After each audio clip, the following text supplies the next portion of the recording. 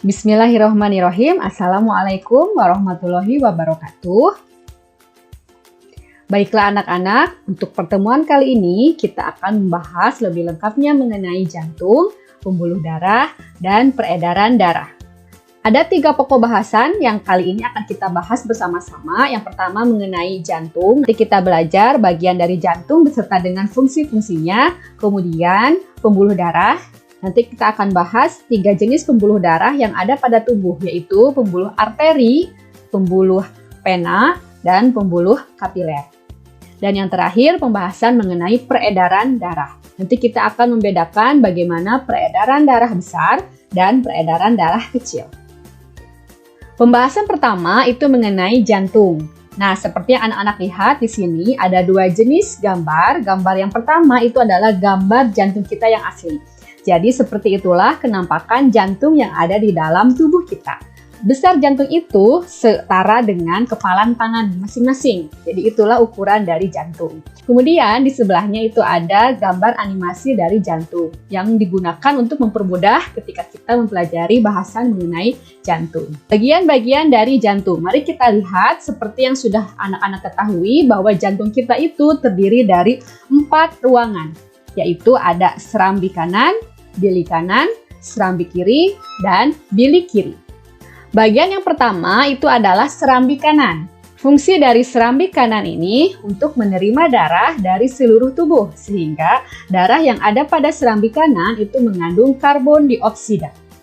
Darah yang ada pada serambi kanan nanti akan masuk ke dalam bilik kanan, melewati sebuah katup yang dinamakan sebagai katup tricuspidalis. Nah, katup ini berfungsi agar darah yang sudah masuk ke dalam bilik kanan tidak kembali lagi ke serambi kanan. Nah, kemudian ruangan yang kedua itu bilik kanan. Darah yang berasal dari serambi kanan masuk ke dalam bilik kanan. Di dalam bilik kanan, itu darah akan diedarkan ke paru-paru melalui suatu pembuluh darah, yaitu arteri pulmonalis. Pada arteri pulmonalis, nanti darah menuju paru-paru. Di dalam paru-paru nanti akan terjadi pengeluaran gas CO2 dan pengikatan O2 atau oksigen yang kita kenal sebagai proses bernafas. Sehingga terjadilah proses perubahan gas CO2 menjadi O2. Darah yang sudah mengandung O2 nanti akan diedarkan dari paru-paru menuju jantung kembali melalui pembuluh yang namanya adalah pena pulmonalis. Darah pada pena pulmonalis akan kembali ke jantung, kemudian memasuki serambi kiri.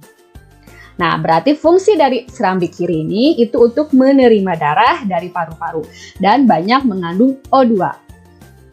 Dari serambi kiri, darah akan masuk ke bilik kiri, melewati sebuah katup yang dinamakan sebagai katup bicuspidalis. Kemudian, darah masuk ke dalam bilik kiri.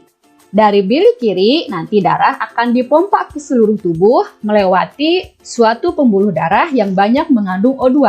Namanya adalah pembuluh darah aorta.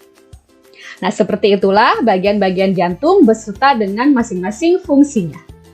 Berikutnya adalah bagian tubuh yang digunakan untuk mengedarkan darah selain jantung, yaitu pembuluh darah.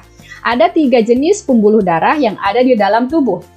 Yang pertama itu adalah pembuluh arteri atau pembuluh nadi, kemudian ada pembuluh kapiler, kemudian yang ketiga itu adalah pembuluh pena atau balik. Masing-masing dari pembuluh ini memiliki fungsinya. Yang pertama, pembuluh nadi, dia berfungsi untuk mengalirkan darah keluar dari jantung. Berarti pada pembuluh arteri, darahnya banyak mengandung O2, kecuali arteri pulmonalis. Karena arteri pulmonalis itu banyak mengandung CO2. Pada pembuluh kapiler, terjadi pertukaran gas antara O2 dengan CO2. Darah yang sudah banyak mengandung CO2 itu nanti akan dikembalikan ke jantung melalui pembuluh pena. Sehingga fungsi dari pembuluh pena itu untuk mengalirkan darah kembali ke jantung. Artinya pada pembuluh pena itu banyak mengandung CO2, kecuali pada pena pulmonalis karena dia banyak mengandung O2. Ada 2 jenis peredaran darah yang terjadi dalam tubuh, yaitu peredaran darah besar, ada yang bagian ke bawah dan bagian ke atas, kemudian peredaran darah kecil. Untuk peredaran darah besar, secara umum darah berasal dari jantung, diedarkan ke seluruh tubuh, kemudian kembali lagi ke dalam jantung. Kemudian untuk peredaran darah kecil, dia berasal dari jantung, diedarkan ke paru-paru, dan kembali lagi ke dalam jantung. Untuk lebih jelasnya mengenai peredaran darah, mari kita saksikan video animasi tentang peredaran darah besar dan peredaran darah kecil. Darah dari paru-paru akan memasuki serambi kiri, kemudian menuju bilik kiri. Darah ini banyak mengandung O2. Dari bilik kiri, darah akan memasuki pembuluh aorta untuk diedarkan ke seluruh tubuh. Contohnya bagian tubuh atas seperti lengan. Setelah darah diedarkan ke seluruh tubuh, akan terjadi pertukaran gas melalui pembuluh kapiler dari O2 menjadi CO2. Kemudian darah akan kembali lagi menuju jantung melewati pembuluh pena.